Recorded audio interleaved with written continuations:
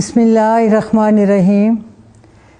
मैं पहली दफ़ा मीडिया के सामने अपने हस्बैंड के बारे कुछ हक़ाइक़ बयान करने के लिए आई हूँ।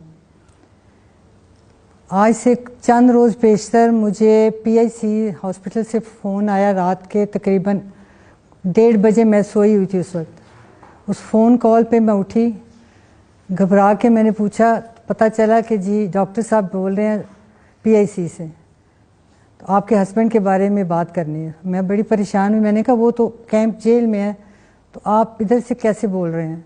उन्हें बताया नहीं, उन्हें एमरजेंसी में हमारे पास लाया गया है कि उनकी अचानक तबीयत ख़राब हो गई है, तो आप मैडम जितनी जल्दी हो सके उनकी सारी मेडिकल रिपोर्ट्स लेकर हमारे पास पहुंच जाएं। मैं जैसे तैसे जल्दी करके हॉस्पिटल पहुंची। वहाँ गेट पे पुलिस की बहुत बड़ी नफरी मौजूद थी। मैंने उनसे रिक्वेस्ट की कि मुझे 2 मिनट के लिए अंदर जाने दें, मिलने उनसे। 2 से तीसरा मिनट मैं नहीं लूँगी। मैंने उस पुलिस वाले को कहा कि मेरे पास घड़ी नहीं है, आपके पास तो है, आप उस पर टाइम नोट कर लें। उन बेचारों के भी मुंह लटके हुए थे। बड़ी अफसरदा हालत में उन्होंने जवाब दिया कि मैडम, हम परवेज़ साहब की बहुत इज़्ज़त करते हैं, लेकिन हमें इजाज़त नहीं है, हम मजबूर हैं। मैंने कहा फिर भी अंदर पूछ तो आए एक दफ़ा जाके। उनमें से 1-2 लोग गए, वो फिर वापस आके कहते हैं नहीं मैडम, इजाज़त नहीं मिली। बहरहाल मैं वहाँ कोई तकरीबन 2-3-4 घंटे, मुझे टाइम नहीं याद कितना टाइम मैं वहाँ खड़ी रही हूँ। तो उसके बाद कोई तकरीबन 4:30-5 बजे ये परवेज़ को वापस ले गए उधर कैंप जेल, उनके इनकम्प्लीट टेस्टों के साथ। इस चीज़ की गवाही आपको PIC के डॉक्टर भी देंगे कि उनके टेस्ट कंप्लीट नहीं होने दिए गए। डॉक्टर्स ने रोकने की कोशिश की, लेकिन वो नहीं रोके गए। उसके बाद फिर दूसरे दिन मैंने मुलाकात के लिए ट्राई किया। काफ़ी रिक्वेस्ट रोज़ की जाती थी, लेकिन वहाँ से कोई जवाब नहीं मिलता था। फिर एक दिन ये कहा गया कि ठीक है मैडम, आप कल आ जाइएगा इतने बजे, हम आपको मिलवा देंगे। जब मैं वहाँ गई तो गाड़ी में, यकीन करें, कुछ 3 से 4 घंटे तक मुझे बिठाया गया। कभी एक आता था बाहर कि जी अभी ऊपर से सर से बात कर रहे हैं, अभी आपको मिला देते हैं। फिर आते थे जी आधे घंटे बाद मिलाएंगे। फिर जी अभी सर ने दूसरी जगह बात करनी है, आप मैडम थोड़ी देर इंतज़ार करें। मैंने कहा मैं बैठी हूँ, आप मैं रात तक बैठी रहूँगी, जब भी आप कहेंगे तो मैं इधर बैठी हूँ, कोई फ़र्क नहीं पड़ेगा। उससे फिर ये हुआ कि फाइनली आकर उन्होंने मुझे कहा कि नहीं आप घर चली जाएँ, वी आर सॉरी, हम नहीं मिला सकते। ये मुझे एग्जैक्ट याद नहीं किस दिन की बात है।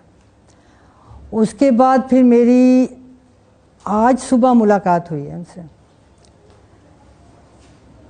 अल्हम्दुलिल्लाह आज जब मैं उनसे मिली तो वो फिज़िकली तो मुझे काफ़ी वीक नज़र आए हैं, लेकिन उनका जो हौसला और वो अल्लाह पे तवक्कल मुझे उनके नज़र आया, वो मेरे दिल को देख के काफ़ी तसल्ली हुई कि वो मुझे यूँ महसूस हुआ कि इतना उनका तवक्कल अल्लाह की ज़ात पे पहले नहीं था जितना अब इस जेल में आने के बाद मुझे महसूस हुआ।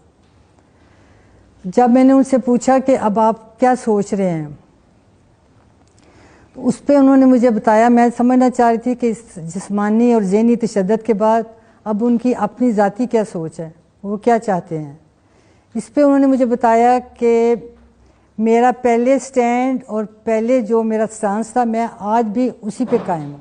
मेरा आज भी वही मौक़िफ़ है जो पहले था, और आज भी उसी पे कायम हूँ, और इंशाअल्लाह ताला आइंदा भी मैं उसी पे कायम रहूँगा।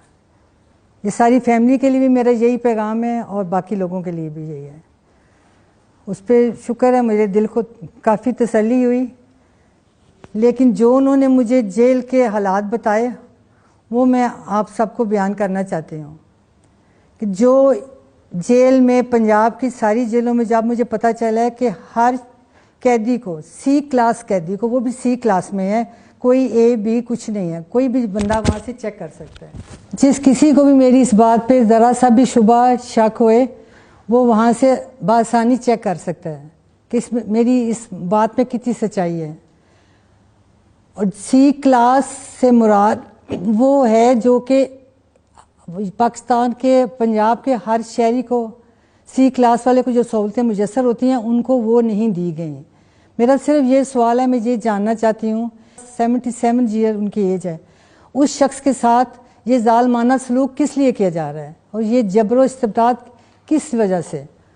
आखिर उनका कसूर बताएं, इतना बड़ा क्या कसूर है और ये हमारी सुनवाई क्यों नहीं हो रही, इसकी क्या वजह है? कहीं कहीं दाद रसी नहीं हो रही।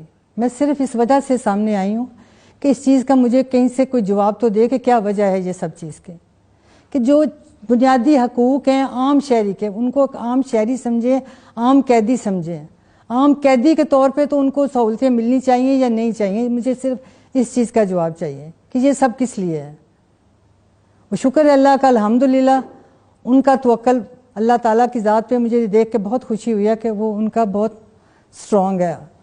पता नहीं अल्लाह जानता है किस वजह से हो गया, कैसे हो गया, ये अल्लाह का ही करम है ख़ास हमारे पे, और इसके अलावा तो और कुछ नहीं नज़र आता। हम तो गुनाहगार से लोग हैं। और मैं इसके आखिर में मुझे जो उनका तवक्कल, उनका बातचीत का अंदाज़ देख के जो समझ आई है वो यही समझ आई है जो मेरे ज़हन में बार बार कुरान पाक की यही आयत आ रही है, व उफ़व्विज़ु अमरी इलल्लाह, कि मैं अपने मामलात अल्लाह के सुपुर्द करता हूँ।